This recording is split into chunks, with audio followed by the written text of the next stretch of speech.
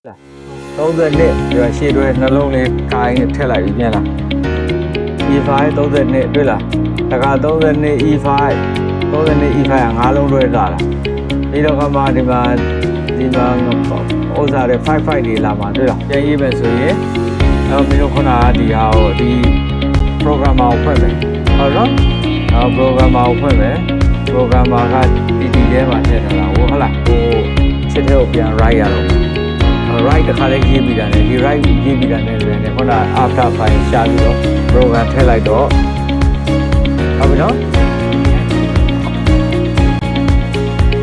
okay အဲ့ဟုတ်တယ်လို့လေဒီကချစ်သုံးမယ်ဆိုတော့တခါလေးပဲသူကလည်းမင်းပြန်ရေးစရာမလို blank ချစ်တယ်လေခုနမင်းကိုခုန blank ချစ်တောင်းနေရမလား blank ချစ်ပဲထည့်လိုက်ရင်ရေးစရာမလိုဒီတော့ပြစ်ထည့်စရာမလိုတော့ဟုတ်ပြီလားအေးအဲ့ဒါကေကြီးဒါရေးအောင်လို့မျိုးပြန်ပြတာလေအဲ့တော့မျိုးဒီမှာဒီစာအုပ်တွေနဲ့မင်းတို့သင်ပေးတာအဲ့ဒါ step by step ပဲဟုတ်လားငါဘယ်လိုလဲဒါတွေသင်ပေးပါ